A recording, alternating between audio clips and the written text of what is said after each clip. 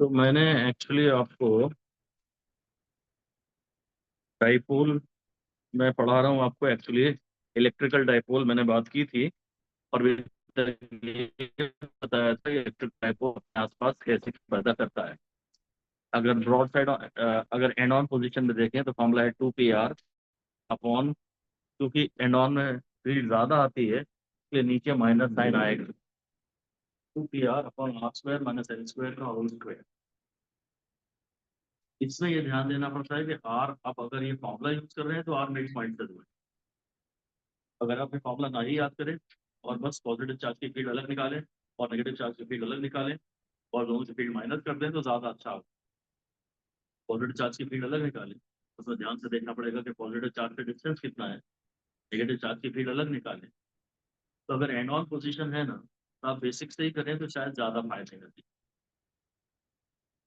और अगर broad side on position है तो फॉर्मूला है Kp/dq। ये बेटर फॉर्मूला है। अगर ब्रॉड साइड ऑन पोजिशन है और ये पॉइंट डी, ये डी समाव आप निकाल सकते हो और Kp/dq कर लें तो आंसर एग्जैक्ट आता है। फिर ज्यादातर शॉर्ट डाइपोल के लिए ही सवाल पेपर में आने की संभावना है। हालांकि मैं तो नहीं चाहूंगा कि इस बार आदत 6 सेकंड, आदत तो यही डालें कि आप सवाल बेसिक से करें। एनीवे फिर मैंने आपको बताया है हेडिंग दे दीजिए डाइपोल इन यूनिफॉर्म। इस समय मैं आर्टिकल नंबर 1.17 पढ़ रहा हूँ। आर्टिकल नंबर 1.17 जो कि है पेज नंबर 9 पे। डाइपोल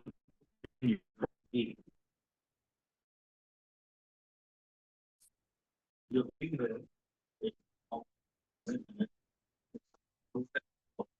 हुआ है, इसको डाइपोल कहते हैं।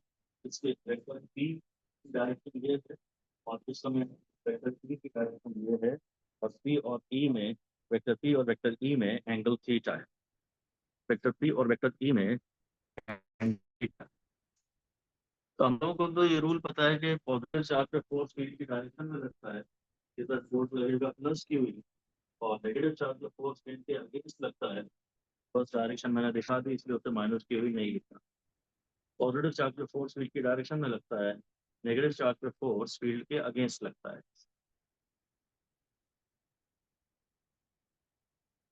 अब इस समय डाइपोल पे दो इक्वल और ऑपोजिट फोर्सेस काम कर रहे हैं। ऐसा लिख लीजिए, डायग्राम बना लीजिए पहले तो जल्दी से।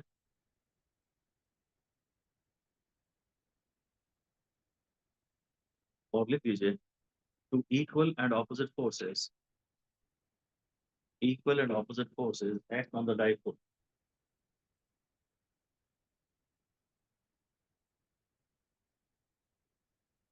They form a couple. They form a couple.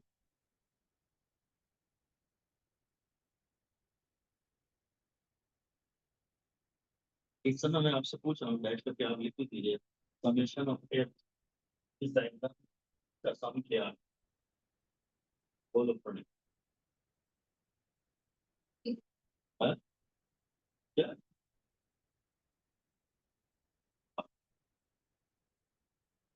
Confidence में क्यों को तो शायद में सही मेरे ख्याल में बस तो चलाएगी। हाँ बहुत अच्छा जवाब दिया था आपने, शाबाश। Actually you are basically very very, you have a good gift by God but not supplemented by your task। वहाँ थोड़ा लैग करते हैं। भगवान ने आपको बहुत अच्छा रखा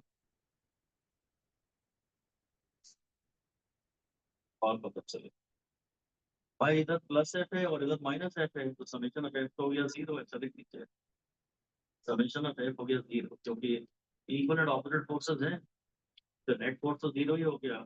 और ऐसा बोल दीजिए since the net force is zero, acceleration in the com is zero. Centre of mass में एक्सेलरेशन जीरो है, नेट फोर्स जीरो है, तो सेंटर ऑफ मास में एक्सेलरेशन जीरो है।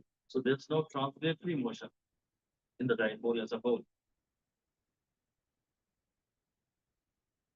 डाइपोल में कोई ट्रांसलेटरी मोशन नहीं है, no translatory motion in the diagram.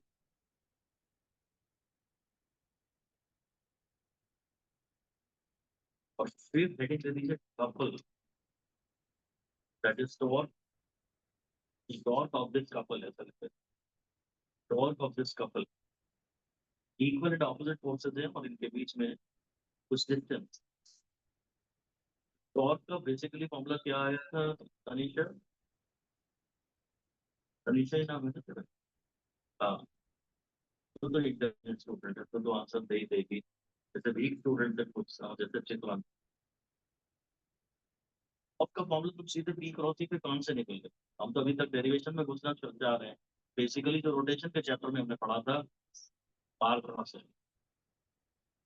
यही तो बात है ना। अपन आगे पी क्रॉस ही निकाल के वो आप बैठे हुए हैं, तो आपको पता है, आपको जब तक पी क्रॉस का ये सारा आ नहीं जाता तब तक हमको रिलैक्स है ना, आगे बढ़ना है। हम तो पीछे था, प्रेजेंट में जियो, प्रेजेंट में जियो। और डेरिवेशन पे खास ध्यान, जो टॉर्क का फॉर्मूला रिवाइज कराना था, कर लिख लीजिए। Torque is equal to one of the force, torque is equal to one of the force into perpendicular distance between the line of action, perpendicular distance between the line of action of the two forces. One of the force, perpendicular distance between the line of action of the two forces. इसकी line of action ये है और इसकी line of action ये है। मुझे ये perpendicular distance चाहिए, इसको मैं डाइपोल की एल ले रहा हूँ।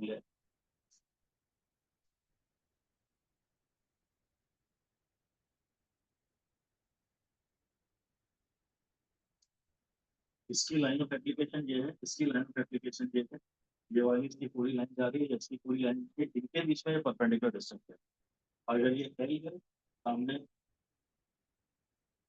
थीटा ये है ना आपके पास, यदि cos थीटा यहाँ है कि साइन थीटा, इसमें मैं इंटरेस्टेड, तो torque is force L sine theta, और हम लोग क्यू है तो टी साइन थीटा बन जाएगा। इसलिए टॉर्क का फॉर्मूला है P cross V, unit C Y newton metre, क्योंकि ये फोर्स एंड डिस्टेंस से आया है।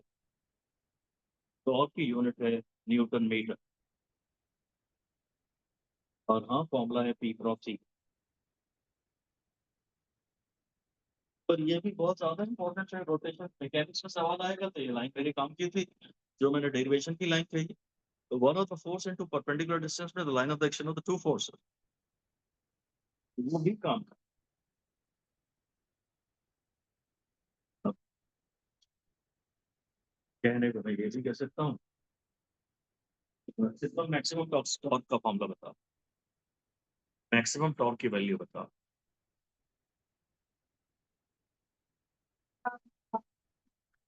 हाँ, हाँ, सही, ठीक। और वेरी गुड।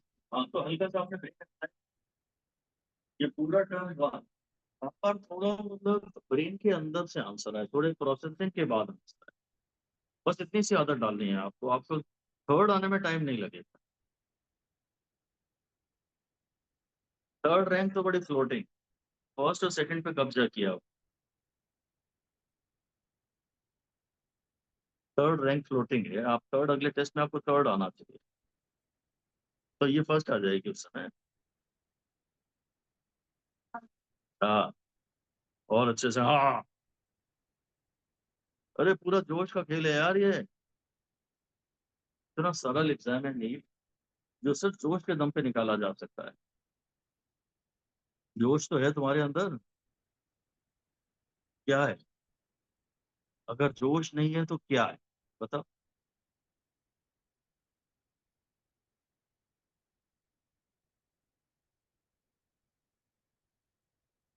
जो लोग जोश के धनी हैं, जिनमें जोश बहुत है, वो बड़े आराम से बहुत अच्छी रैंक से निकालते हैं।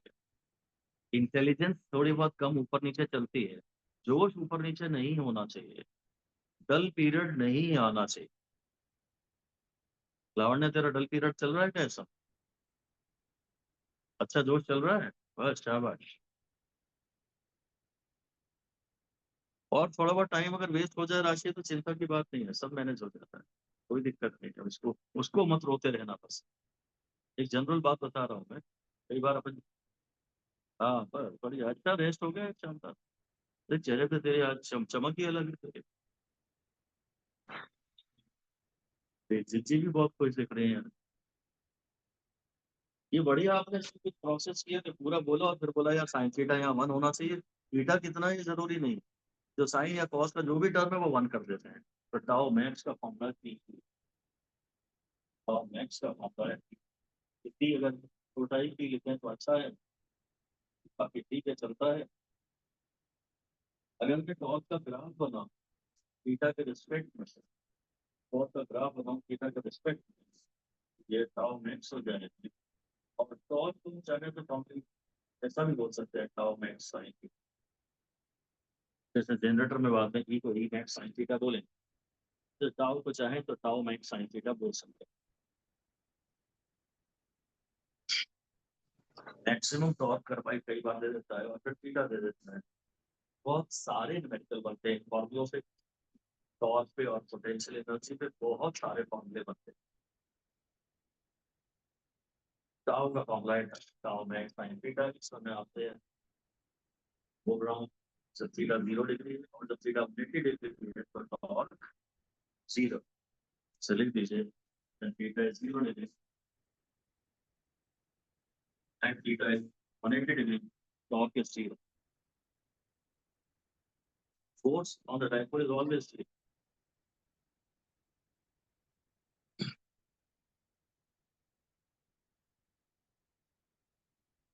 फोर्स तो डायपोल पे हमेशा ही 0 है respective of theta.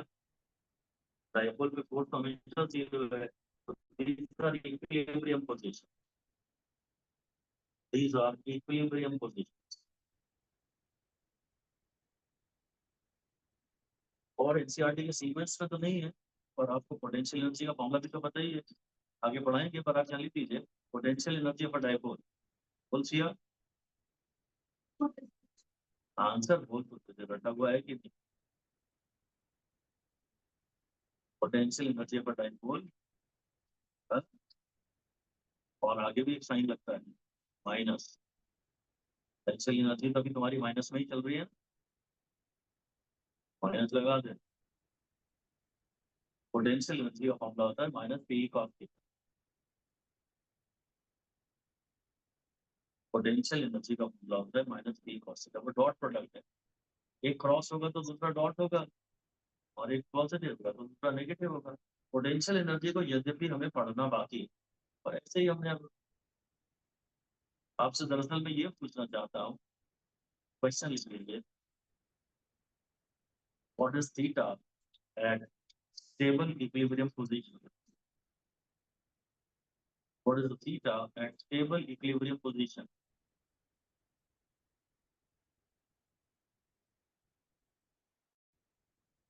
Stable equilibrium पे लिख दीजिए the potential energy should be minimum. Potential energy should be minimum. Number two, force should be 0। Equilibrium है तो 4 0। इक्विलिब्रियम है तो 4 0। इक्विलिब्रियम है तो 4 0। और अगर स्टेबल इक्विलिब्रियम है तो पोटेंशियल एनर्जी मिनिमम। थीटा कितना होगा चितवन? पूरा समझाओ थीटा पे, फोर्स बताओ। 0 डिग्री बोल रही हो ना? 0 डिग्री पे फोर्स कितना होगा? फोर्स तो हमेशा ही 0। और थीटा 0 पे पोटेंशियल एनर्जी कितनी होती है? -p। और -p जो है मिनिमम, वो 0 से भी कम। Theta 0 degree corresponds to both force equal to 0 and potential energy equal to minimum। Theta 0 degree करता है, फोर्स भी 0 है और पोटेंशियल एनर्जी भी minimum. So theta is equal to 0 represents stable equilibrium position।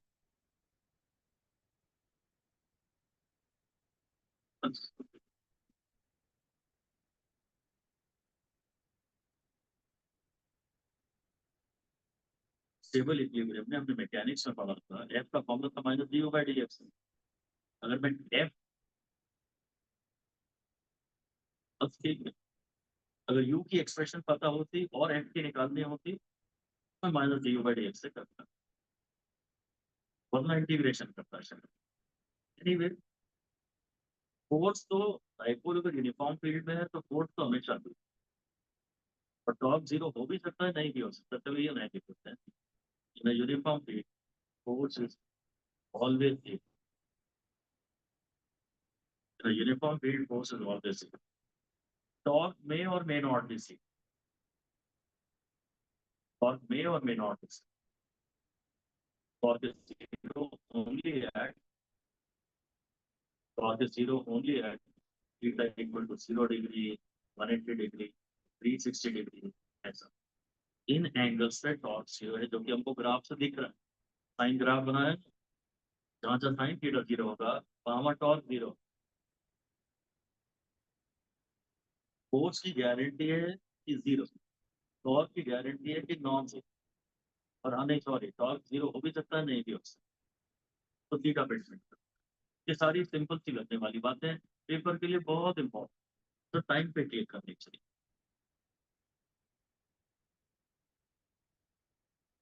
मैं नीट 2023 का एक क्वेश्चन पढ़ के बता रहा हूँ, दिखाने लायक नहीं है। 2023 का एक सवाल दिया है मुझे, electric dipole is placed at an angle of 30 degrees with the,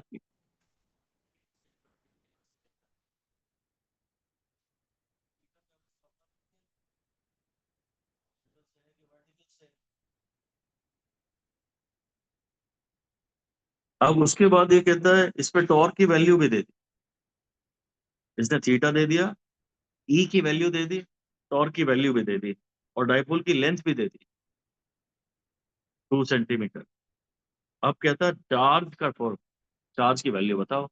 तो टॉर्क है पी साइन थीटा, उसमें से पहले पी निकाल लेना और पी को लिख देना क्यू इंटू एल। बस इतना सा सवाल था। ऐसे भी सवाल तो कभी कभी आते ही हैं।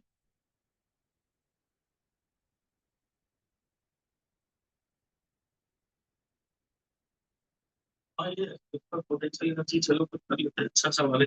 25 का एक बढ़िया सवाल डिक्टेट करते हैं, मजा आएगा करने में। Electric dipole, electric dipole, dipole moment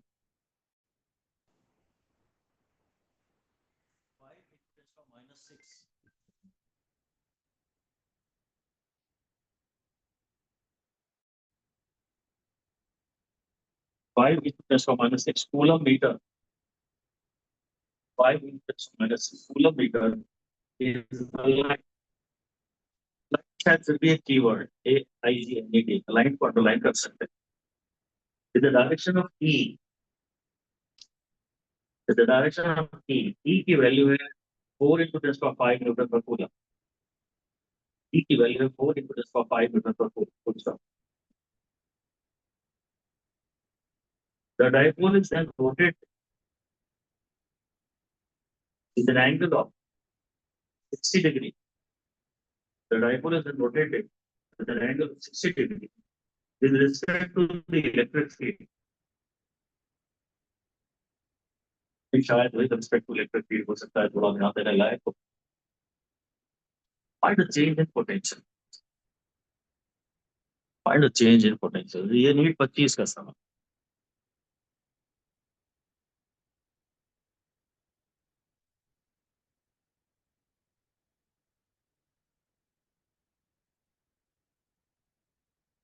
ये नीट 25 का सवाल है। एनर्जी इनिशियल है -e cos 0, potential energy final है -e cos 60, और डेल्टा जो निकालना है ये u final -e cos 60 plus e cos 60, जो भी आ जाए की फॉर्म में रहती है cos 0 -cos 60। अपनी cos 60 की वैल्यू तो अपने को पता ही है, दूसरी वैल्यू। वेरी गुड, शाबाश। अच्छा, बस इतना सही तो कॉन्फिडेंस चाहिए, और इतनी क्लैरिटी चाहिए, इतना कॉन्फिडेंस चाहिए, मेरे बहकावे में ना आ जाए। इतना ही तो अलर्ट बैठना है। अब ये नीट 25 का सवाल है, पता इसमें क्या न कॉन्सेप्ट टफ था, न कैलकुलेशन टफ थी, न फॉर्मूला ऐसा कोई छुपा हुआ था। ऐसे भी तो सवाल आते हैं। अगर पेपर बहुत गंदा आ रहा है तो ऐसे 20-25 सवाल काफी हैं, पर्याप्त है। अगर तुम मतलब पीवाईक्यू ही हो गया ना फिर तो ये, वहाँ 90 डिग्री से रोटेट किया था और वर्क डन पूछा था। बताओ, नीट से अच्छा से कोई बढ़िया एग्जाम हो नहीं सकता। आपको लगातार जोश फोकस बनाए रखना है। खाली 6 महीने की ढंग से पढ़ाई करके निकाल के फेंक के अलग करो एग्जाम।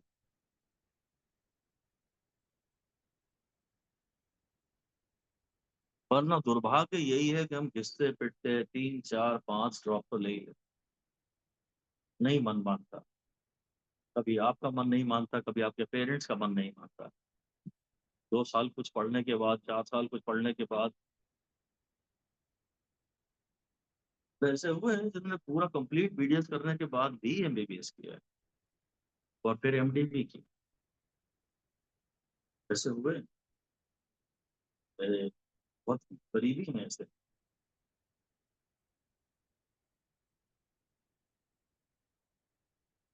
पूरा बीडीएस किया, कंप्लीट बीडीएस, मजाल नहीं मिली। तो फिर पीएमटी नी फिर से नीट निकाला, एमबीबीएस किया, बाद में एमडी गायनेकोलॉजी।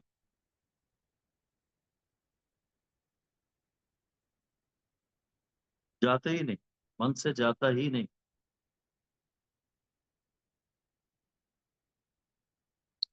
जो समय बीएस में शुरू को पढ़ाते हैं और यहाँ पहले पढ़ाते थे, मैं उनकी भाई के पास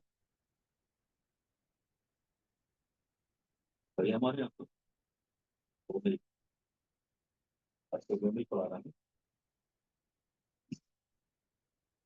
उसकी भाई के पास जाता ही नहीं है दिल से। एमबीबीएस की चाह जाती ही नहीं, जाती ही नहीं। मरते दम तक नहीं जाती। अगर एमबीबीएस ना मिले ना तो मरते दम तक दिल में एक इच्छा बाकी रह जाती है, नहीं जाती। तो करना तो है ही साला, तो एक बार में करके अलग करो ना यार। क्या घिसेर घिसेर घिसेर घिसेर पढ़ रहे हैं। 1-2 साल आलस तो निकाल के एक बार के।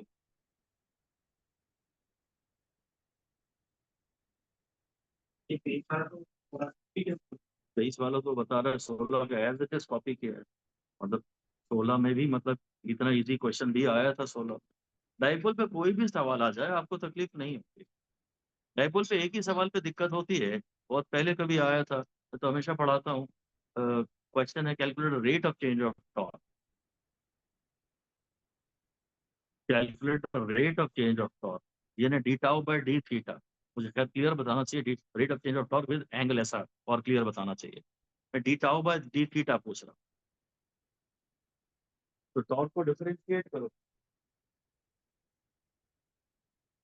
डी डी थीटा, हाँ हाँ। और टॉर्क का फॉर्मूला ये होता है, साइन थीटा को डिफरेंशिएट करेंगे तो माइनस कॉस थीटा आएगा।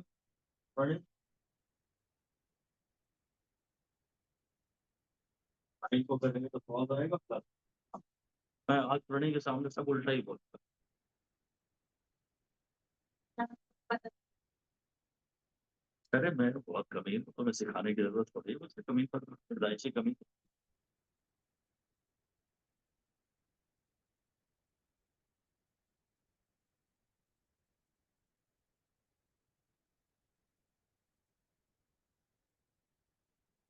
और फिर क्वेश्चन है अगला पार्ट भी कि D tau by D theta is maximum at theta equal to. Question लिखो पहले, बाद में आंसर देना। D tau by D theta is maximum at theta is equal to one.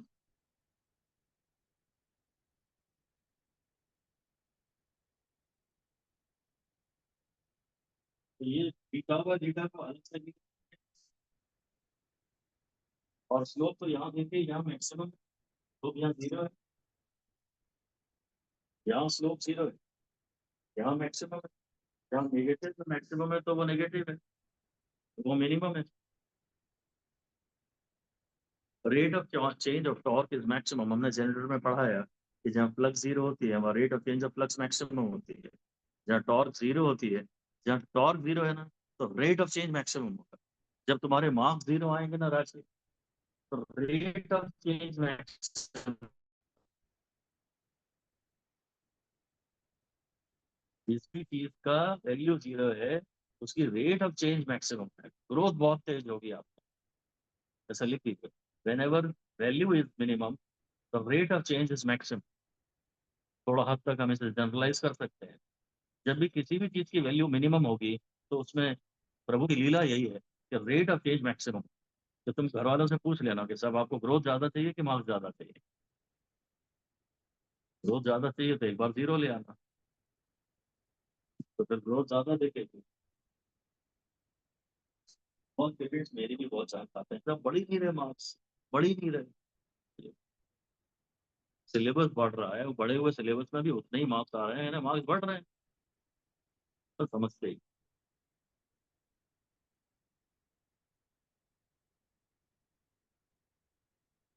तो भाई अब इसमें हेडिंग दे दीजिए, डायरेक्शन ऑफ रोटेशन।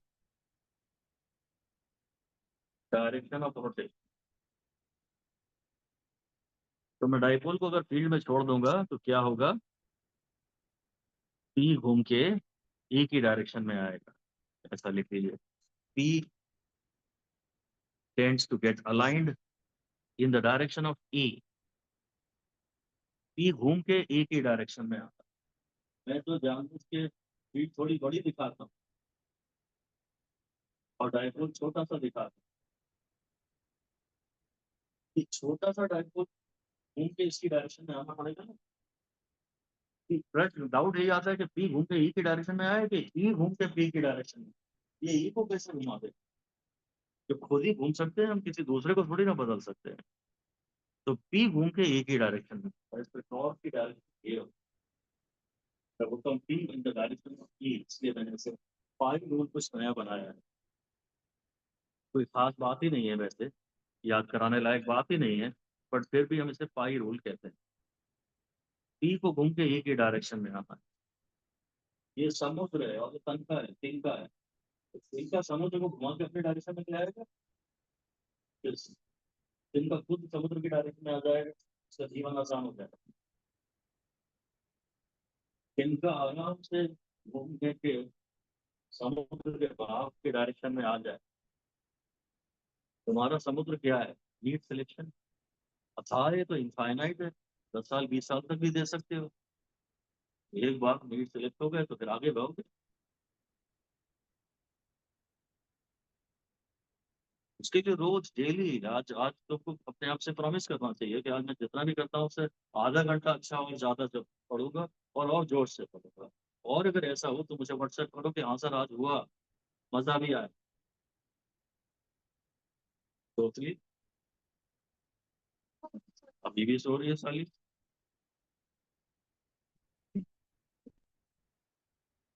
क्या पी घूम के ई की डायरेक्शन में आता है कि ई घूम के पी की डायरेक्शन में? जैसे याद किया, फिर जाएगा। हेडिंग दे दीजिए, dipole in non uniform E. Dipole in non uniform E.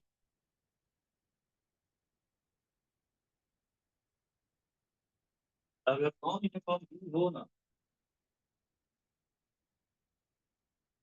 अगर नॉन यूनिफॉर्म हो ऐसी टाइप की, कहीं फील्ड वीक है, यहाँ लाइन सपोर्ट दो टूल्स है और फील्ड वीक है, यहाँ लाइन सपोर्ट पास पास है वहाँ फील्ड स्ट्रॉन्ग है, चार्ज है, ये positive charge.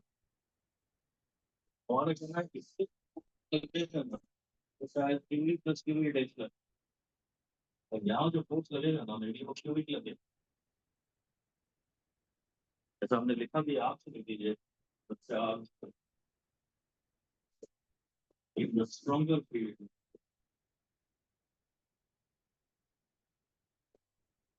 experiences more force।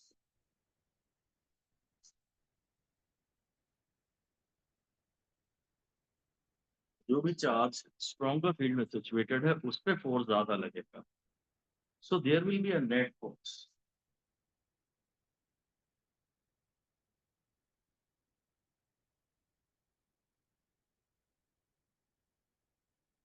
Charge stronger field में सिचुएटेड है, उस पर फोर्स ज्यादा लगेगा, क्यूवी तो एक कपल बना लेंगे। अब एक अनबैलेंस फोर्स भी है और एक कपल भी, लिख दीजिए now an unbalance force and a couple, an unbalanced force and a couple acts on the dipole। काफी इंपॉर्टेंट डिस्कशन है ये सब भी। Unbalanced force and a couple acts on the dipole। Due to the unbalanced force, it undergoes, क्या बोली share, unbalanced force, it undergoes acts। Force के कारण rotation होगा, ट्रांसलेशनल कैसे मोशन। होती रहती है। मैं तो पूरा सुनता रहता हूँ पूरे 2 घंटे बाद।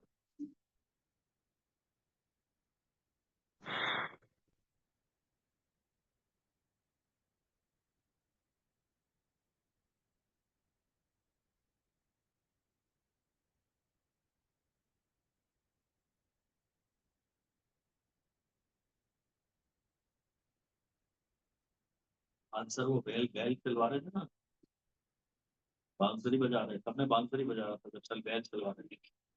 मैं बांसुरी बजा सकता हूँ, तुम लोगों को बैल बनना है, मैं बांसुरी बजा सकता हूँ। भाई due to unbalance force it experiences translatory motion. ऐसे बोला करो जरा साथ साथ, ड्यू टू अनबैलेंस फोर्स। एक दिन तुम्हारी रैंक आ जाए उसे देखो घर में कितनी खुशी छा जाए, रहेगी नहीं। तुम्हारा पर्पस क्या है जीवन का, तुम्हारे घर में खुशी लाना ना।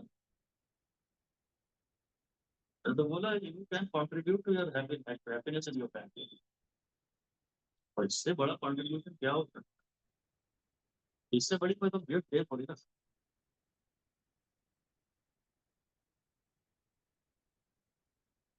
एक दिन अच्छे मार्क्स आ जाए या पेरेंट्स आपको एक दिन अच्छे जोश से पढ़ते हुए देखते हैं, ऐसे क्या करो कभी कभी, नहीं बुक नहीं है पढ़ना है,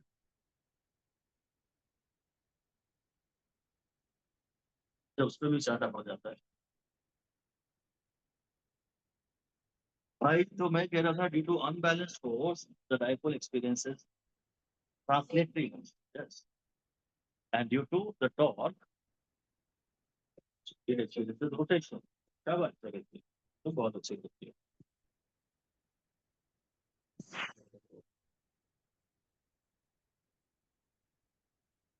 तो नॉन यूनिफॉर्म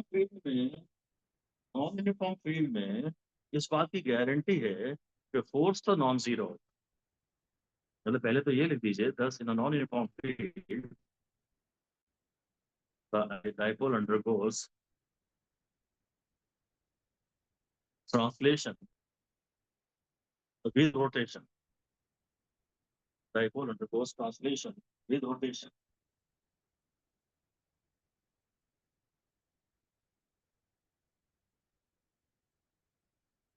और फिर से लिख दीजिए अगली लाइन में स्टार, तो तीन स्टार लगा के ऐसा लिखता हूँ मैं, देखो यूनिफॉर्म फील्ड में फोर्स जीरो, इस ग्रुप को मैं जीरो का, और इन नॉन यूनिफॉर्म फील्ड में फोर्स नॉन जीरो। ये distinct force always comes to the guarantee.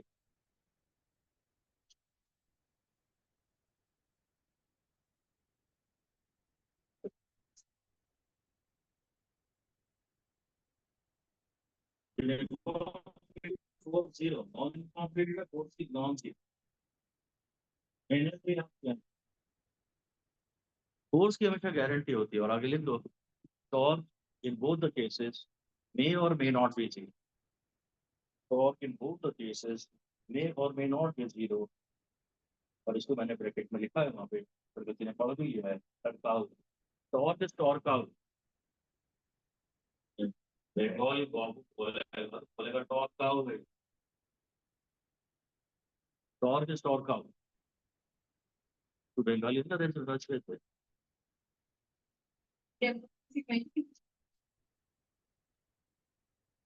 Force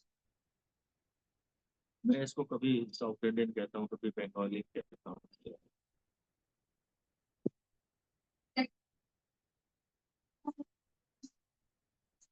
force always comes with a guarantee. Uniform field में गारंटी से जीरो, नॉन यूनिफॉर्म फील्ड में गारंटी से नॉन जीरो। और torque तो हमेशा torque out हो भी सकता है, नहीं भी हो सकता। नॉन यूनिफॉर्म फील्ड में भी ऐसा पॉसिबल है, बात तो पहले टॉर्क जो है टॉर्क आउट है, वो हो भी सकती है जीरो, नहीं भी हो सकती। तो बिग बिंदी का लोटा।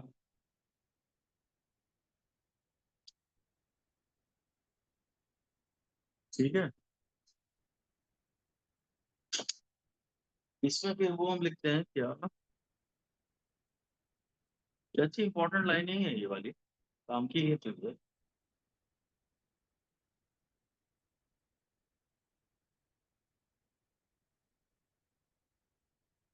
यूनिफॉर्म फील्ड में सिर्फ रोटेट ट्रांसलेशनल ट्रांसलेटरी मोशन होगा। हमें तो मुझे ये कहना चाहिए, आपको ये बताने की इच्छा थी कि आप जैसे मैग्नेट में देखिए, एक मैग्नेट के सामने कील रखिए, तो हाँ पहले तो ये लिखिए, कील due to a point charge, कील due to a point charge is non uniform.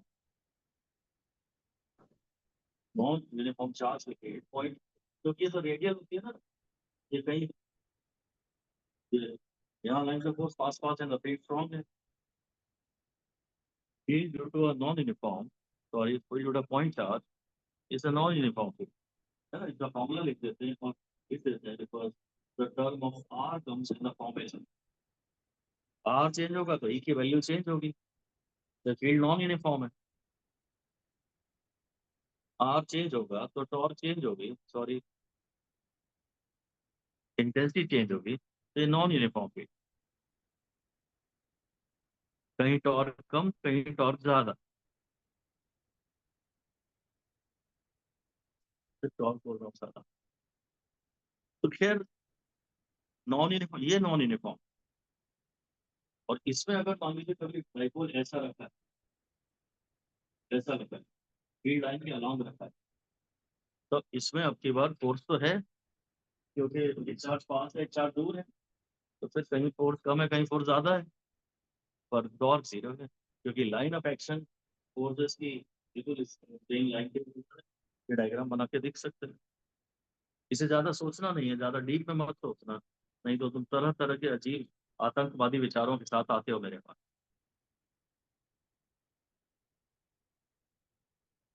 Torque को हमें एग्जाम्पल नहीं सोचना, कि जीरो हो भी सकती है कभी, जीरो नहीं भी हो सकती मेरे ख्याल से, हालांकि नीट 21 में ऐसा डायग्राम बना के ही क्वेश्चन शायद दिया था। हाँ,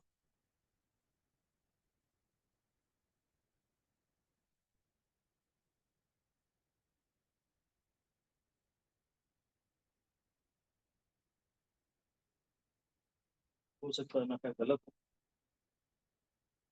तो मैं मैग्नेट के बारे में आपको बता रहा था कि मैग्नेट जैसे लिख दीजिए, field due to a magnet is also non uniform. Magnetic dipole कर देते हैं, field due to a magnetic oblique electrical dipole,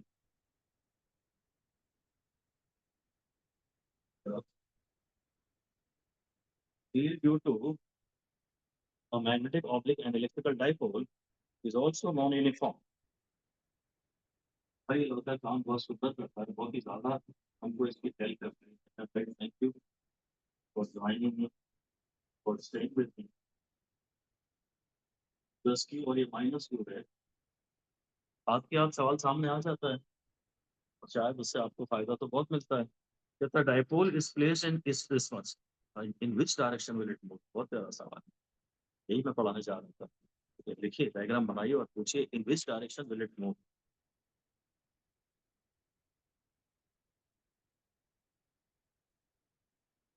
इस डायरेक्शन पास में दिखाया ना उसका डायग्राम में देखना।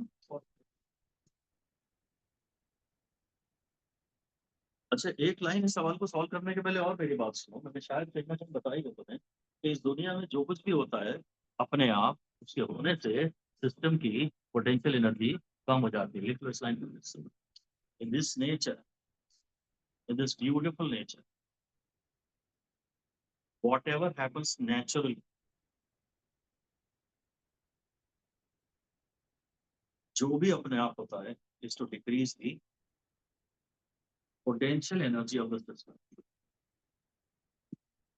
It's to decrease the potential energy of the system.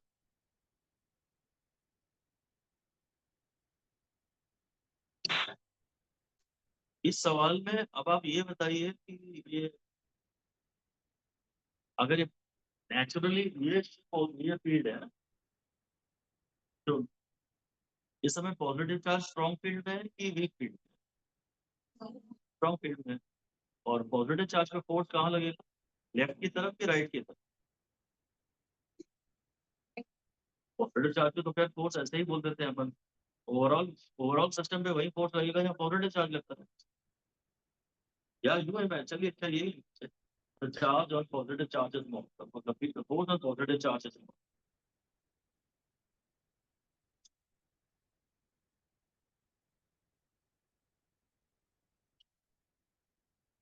The force on positive charge is force.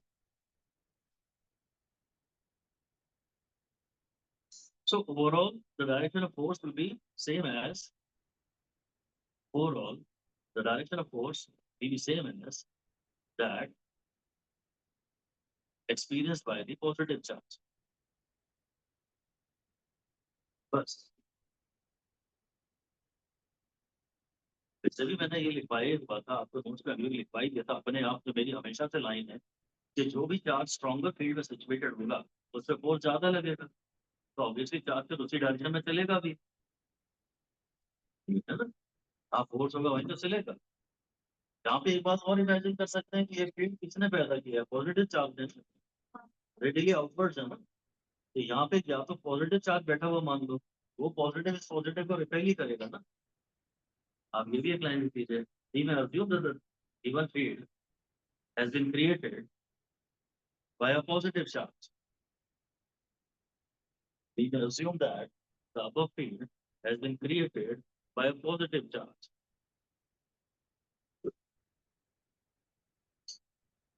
यहाँ पे एक पॉजिटिव चार्ज बैठा है, अब ये पॉजिटिव को रिपेल करेगा, या तो ये बोलिए और या तो फिर ये बोल दीजिए, फिर से लिख दीजिए a positive charge experiences force QE in the direction of it. Positive charge experiences force QE in the direction of it. Positive charge पे फोर्स QE लगता है फील्ड की डायरेक्शन।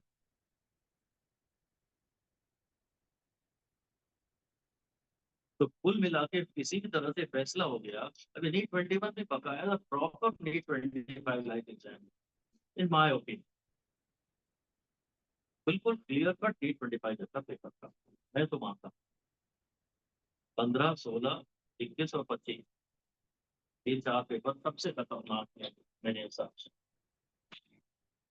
इसमें अच्छा नया सवाल तो है, कॉन्सेप्चुअल सवाल तो है, डीप सवाल तो है। हालांकि ये लाइन में हमेशा से पढ़ाते रहे हैं कि जो चार्ज स्ट्रॉन्गर फील्ड में बैठा है उसका फोर्स ज्यादा लगेगा, ऑब्वियसली उसी डायरेक्शन में वो चलेगा। तो अभी तो क्लियर है तो डायपोल विल गो टुवर्ड, तो क्या बोलते हैं, सही नहीं किया पेपर में। आप कभी कभी गलत कर सकते हैं, बुरा नहीं लगता ना, होता है कि गलती, डिसीजन सही लिया पर इसको राइट नहीं बोला। मैंने इस पे समय स्पेंड किया है, मेरा एक्सपीरियंस है, और गारंटी से आप कभी सब सही करके लेफ्ट को राइट और राइट को लेफ्ट बोल दे। तो एग्जाम्पल मैं हमेशा देता ही हूँ ना, लेफ्ट हैंड रूल और राइट हैंड रूल मैंने पढ़ाना छोड़ दिया मेनली इसीलिए क्योंकि जब भी आप, गूगल नहीं था और ये ऊबर नहीं थी, तो आप ड्राइवर को यही इंस्ट्रक्शन देते थे लेफ्ट मोड़, और जैसे वो लेफ्ट मोड़ता था तो आप बोलते राइट राइट। ये तो हुआ होगा ना तुम्हारे साथ?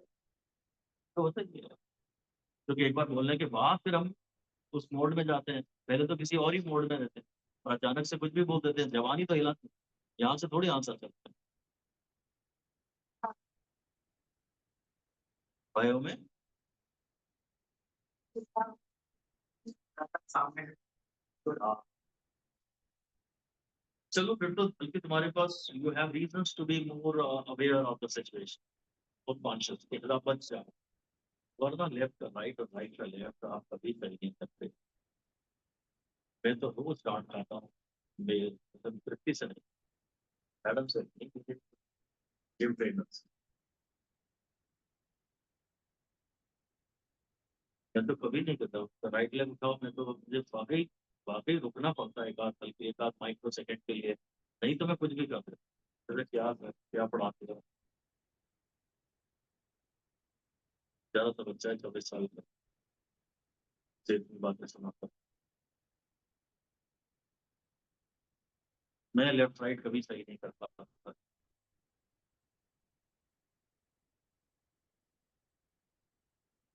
तो एक ही डायलॉग देता है, सर आपसे लोड कितना भी उठवा लो, मजदूर हो आप, तो दिमाग का काम आपसे नहीं है।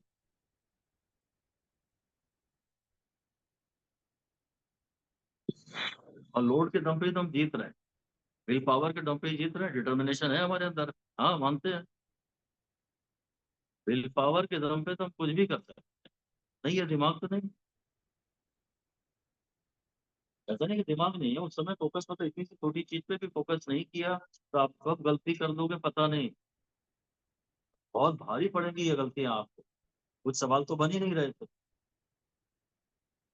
और जो बन रहे थे उनमें इतना यह हम दिया। राइट और लेफ्ट राइट को आसान से मत लेना, ईस्ट वेस्ट वेस्ट ईस्ट कभी नहीं समझ में आता। प्लस आई कैप माइनस आई कैप में गलती नहीं होती, मैथमेटिक्स हो गया ना, वो मैथमेटिक्स होती है। ईस्ट वेस्ट में गलती होती है, लेफ्ट राइट में गलती होती है, प्लस आई और माइनस आई में किसी से नहीं होती। This is to be observe. So उनके नेचर में ही डिफरेंस है।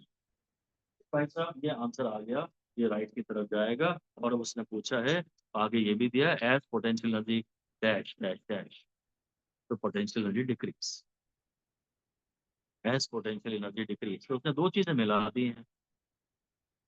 नीट 21 का ये कॉन्सेप्चुअल सवाल है, ये नया सवाल है, ज्यादा लेंदी भी नहीं है, हम इसे बहुत थियोरेटिकल भी नहीं कह सकते। मेरे जिस थियोरी के सवालों को आप रो रहे हैं पिछले पेपर के, वो सारे तो मैथमेटिक्स थे। अब आपने मेरा कोई अभी डिस्कशन सुना हो कभी तो फिर समझ में आया आपको। वीडियो सुनने में किसी को मन ही नहीं करता, क्लास के बाद रुक जाना, लाइव डिस्कशन कर लेना, किन्हीं क्वेश्चंस को डिस्कस करना। वो सब तो मैथ से कहाँ थियोरी थी, प्रेजेंटेशन थियोरी का था। नहीं आता तो निमे से पूछ लो, भरोसा निमे भाई, तो मेरे वो 20 क्वेश्चन सब मैथमेटिकल थे ना।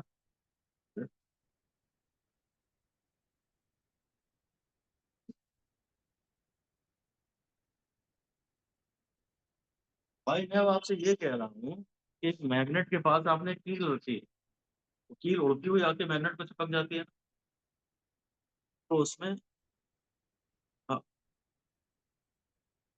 मैग्नेट तो अपन ने अपने हाथ में पकड़ी हुई है, वहाँ कील रखी हुई है, तो कील उड़ के आके मैग्नेट के एक पोल पे चिपक जाती है।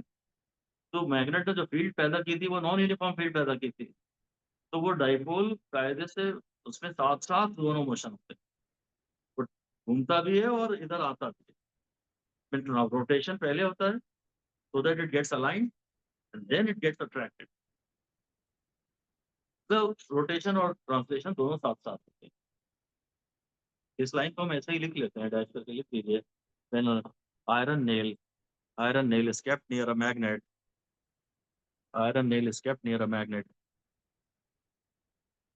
ब्रैकेट में NUF, नॉन यूनिफॉर्म फील्ड है। The nail undergoes rotational as well as translational motion simultaneously. The nail undergoes rotational as well as translational motion simultaneously. And it sticks to the magnet. Magnet से आके चिपक जाती है, उसमें rotation भी होता है, ट्रांसलेशन भी होता है, क्योंकि ये नॉन यूनिफॉर्म फील्ड थी। यहाँ सबसे इंपॉर्टेंट मुझे आपसे ये डिस्कस करना है कि मैग्नेट नेल ने वीक फील्ड से स्ट्रॉन्ग फील्ड की तरफ मूव किया, या स्ट्रॉन्ग फील्ड से वीक फील्ड की तरफ मूव किया। देखो आप इतना फोकस कर सकती है, गुड, शाबाश।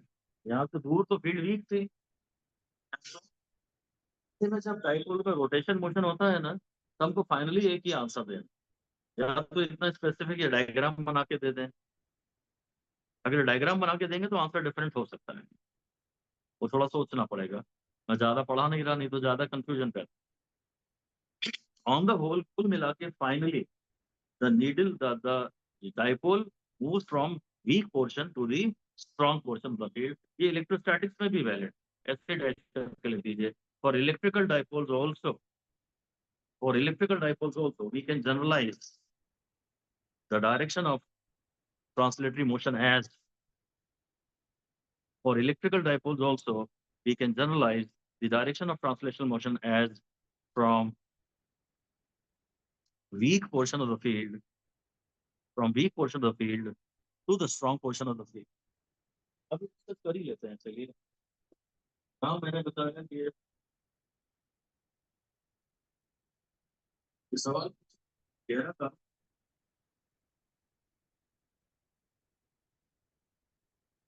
इस क्वेश्चन में तो डाइपोल कहाँ से कहाँ जा रहा है, स्ट्रॉन्ग से वीक जा रहा है सर. तो ये शायद इसीलिए इसकी ड्यूटी रही होगी. ओवरऑल अगर कोई पूछेगा, ये डायग्राम बना के पूछे तो आंसर अलग आ सकता है. कोई पूरा समझा ही देता हूँ मैं आपको, कोई बीच में नहीं छोड़ता. अगर आपने रटा रटाया मारा कि डायपोल मूव करता है वीक से स्ट्रॉन्ग, तो ये आंसर गलत हो जाएगा, क्योंकि इधर स्ट्रॉन्ग है फिर वीक. वीक से स्ट्रॉन्ग अगर आप बोलोगे तो इधर आएगा, जबकि ऐसा आंसर गलत है. बहुत गलतियां कराई थी. हालांकि नीट 21 में लोगों का स्कोर बहुत अच्छा आया था. इन जनरल नीट 21 में फिजिक्स में लोग बहुत अच्छा स्कोर कर पाए थे. मेरी तो हवा निकल गई थी पेपर देख के, इसलिए मैं तो आज तक ये मानता हूँ कि पेपर बहुत गंदा था.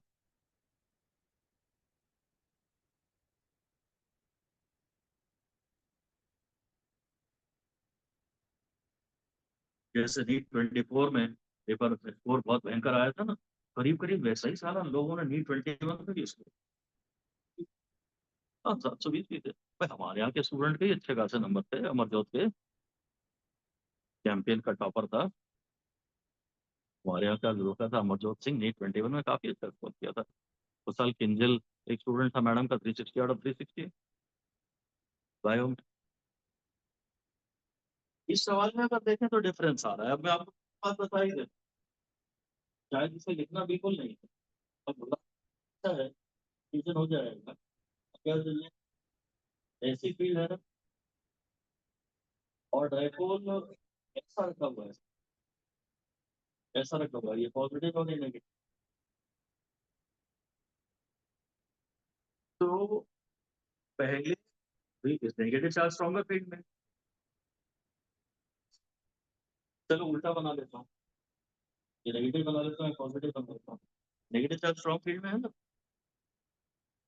तो पहले इस पे जो फोर्स लगेगा, टॉर्क की डायरेक्शन क्या होगी. टॉर्क को मैंने और अच्छे से लिखवाया है. जहाँ आपने लिखा था ना डायरेक्शन ऑफ टॉर्क, में एक बात लिख दीजिए. डायरेक्शन ऑफ टॉर्क हमारी हेडिंग है, वहाँ लिखिए mark an arrow from vector P to vector E. Mark an arrow from vector P to vector E to of the two ends.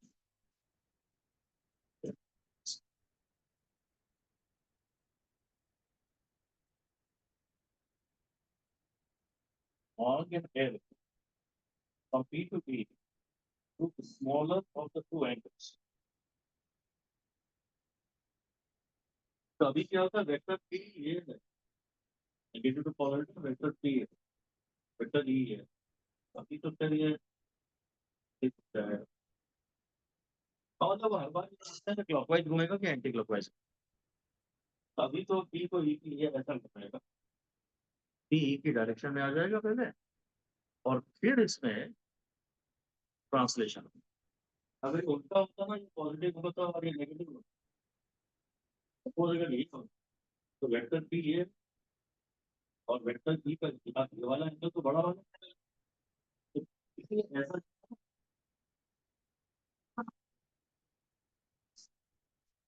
तो पहले इसमें जो लर्निंग सेंस है ना, वो डिफरेंट हो सकता है. पहले आपकी बात ऐसा होता ना, तो पहले ऐसा घूमता फिर पास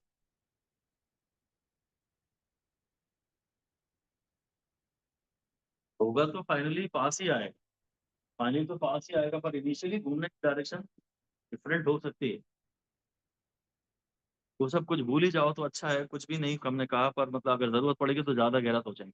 अगर वो घूमने की डायरेक्शन पूछेगा कि क्लॉकवाइज है कि एंटी क्लॉकवाइज है, तो आप थोड़ा केयरफुल रहे, ये लिख दीजिए। If the question asks about the direction of rotation as clockwise or anti clockwise, then be more care,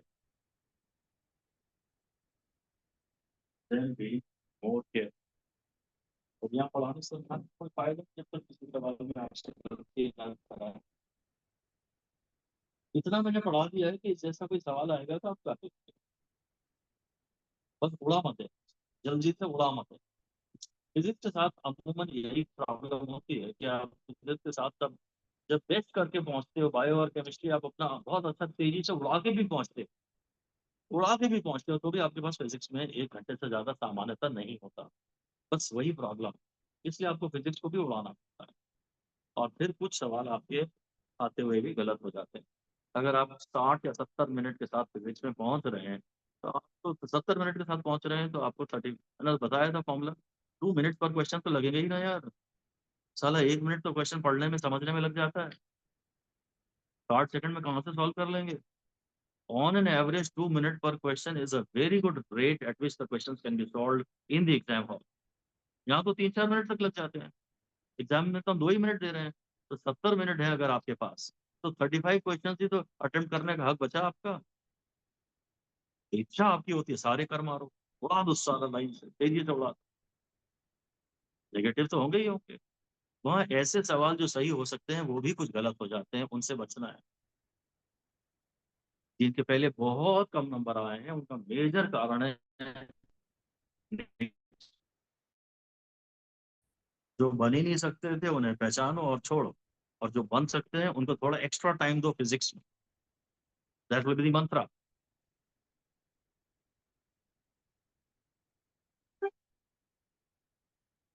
anyway, हो गया फाइनली। मतलब यहाँ तक अब हेडिंग दे ही देते हैं कम से कम, थोड़ा सा तो आगे बढ़े। हेडिंग दे दीजिए, इलेक्ट्रिक फ्लक्स। यहाँ से चैप्टर का असली पॉइंट स्टार्ट होता है, तो कल की क्लास बड़ी मजेदार रहने वाली है। इलेक्ट्रिक फ्लक्स मुझे याद दिलाना चाहते हो तो क्या मेरे बाहर जाने का टाइम आ गया? कॉल उठा लिया था इस क्लास से? नहीं नहीं, यहीं से उठाऊंगा। हमारी आवाज भी तो सुनाई आया, उनको लगे तो सब पढ़ाते हैं अच्छे से। नहीं लगा, उठा और आई है क्या, लेने आई है क्या? बात करो ना, उठा दिया। मैं जरा अच्छे अच्छे पढ़ाता हूँ तो बस सिंसियरली बातें नहीं करूँ। तो लिखा है number of perpendicular field lines, बहुत छोटी सी डेफिनेशन मैंने दी है। Number of perpendicular field lines, इसको फ्लक्स है। Number of perpendicular field,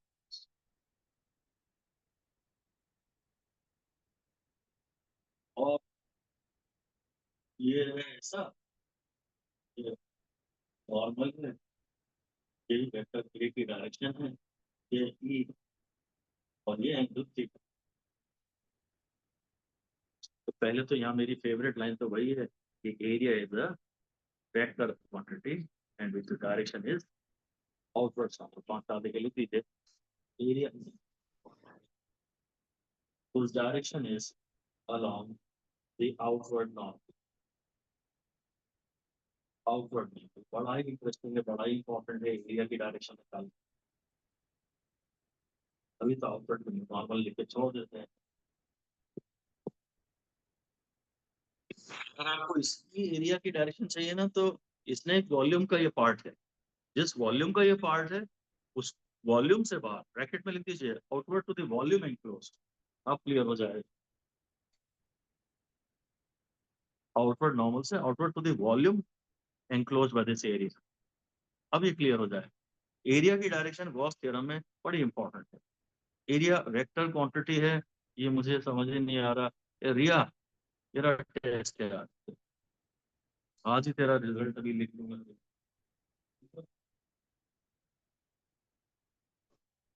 triangle का एरिया, एक triangle side vector A, B में साइड पर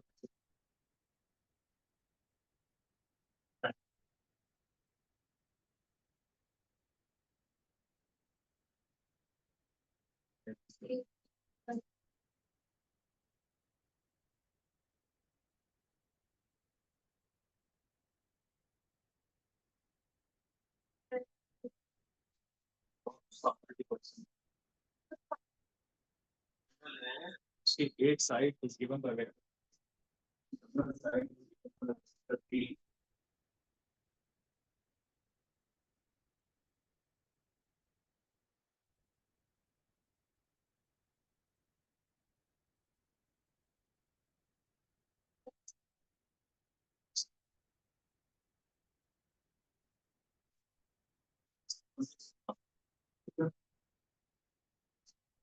ट्रायंगल का half of A cross B, ऐसा लिख दीजिए area of triangle is half of A cross B.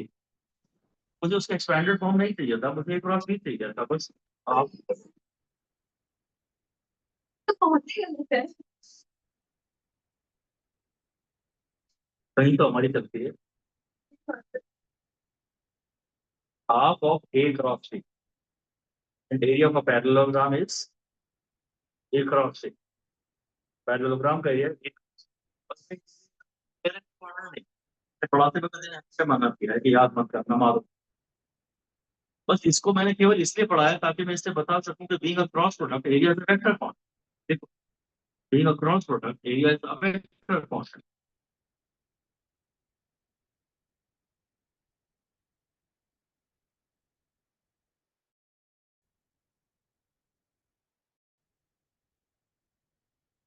और भाई सारी इलेक्ट्रिसिटी पर ये, तो मुझे तो इससे ये वाले कंपोनेंट सही थे। We are always interested in the component of the perpendicular to plane. We are always interested in the component of the perpendicular to plane, क्योंकि हमने अपनी डेफिनेशन में खुद ही में कहा था परपेंडिकुलर लाइंस ऑफ फोर्स। तो इंटेंस तो होती है ना formula per unit area, lines of force per unit area ना। इंटेंसिटी का फॉर्मूला है फ्लक्स पर यूनिट एरिया।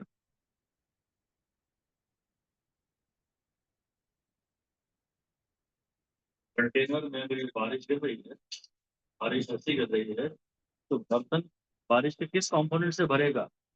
बारिश के परपेंडिकुलर कंपोनेंट से भरेगा ना, इसलिए हम हमेशा परपेंडिकुलर कंपोनेंट लेते हैं। दूसरे अगर आप तेज हो रही है तो तब फिर बाकी तो मुझे पता है number of lines of force per unit area वाली बात तो समझ में आ रही है। इफेक्टिव कंपोनेंट में इंटेंसिटी यही फ्लक्स, पानी जितना बर्तन के अंदर भर रहा है उसको हम पानी का फ्लक्स कहते हैं। उधर वॉल्यूम फ्लो रेट को वॉल्यूम फ्लक्स कहते थे। फ्लक्स एक जनरल नंबर के साथ एसोसिएटेड टर्म। डिस्चार्ज का फॉर्मूला था ना area to velocity, Bernoulli's theorem वगैरह में, तो उसे वॉल्यूम फ्लो रेट कहते थे या वॉल्यूम फ्लक्स भी कह सकते हैं। यूनिट से पहचानते हैं कि क्या कह रहा है। तो perpendicular component flux per unit area, तो फ्लक्स का फॉर्मूला है टी ए डॉट थीटा, और इसलिए फ्लक्स का फॉर्मूला है ई डॉट ए, और इसकी यूनिट हो गई प्लस हो जाएगी कूलम, तो metre square.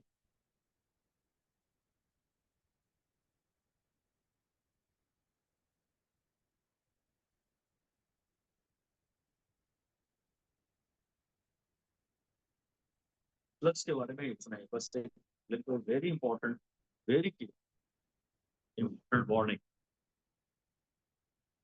B careful every time. बहुत इंपॉर्टेंट वार्निंग है, इसमें आप हर बार केयरफुल है ना। तो theta is measured with the normal to the plane. Theta is measured with the normal to the plane, not with the plane. Optics में भी तो हम एंगल हमेशा नॉर्मल से ही नापते थे, तो यहाँ भी तो एंगल हमेशा नॉर्मल से ही नापेंगे। Theta is measured with the normal to the plane, not with the plane.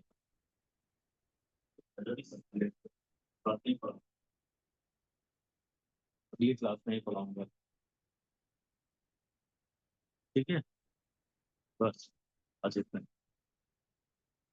Flux का फॉर्मूला ध्यान रखना, ई डॉट ए, इसे ई डॉट डी एस भी कहते हैं। डी एस में स्मॉल है, जैसे कि डी फाई को बोलते हैं ई डॉट डी, और डी एस है स्मॉल, स्मॉल एरिया।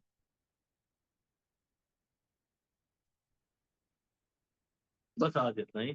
एंजॉय कीजिए, अच्छे एंजॉय नहीं कीजिए, खूब जोर से पढ़िए घर जा। 10-15 मिनट रेस्ट करिए, उसमें मोबाइल नहीं चलाना है। कोई नहीं चलाता ना मोबाइल तुम लोगों में से?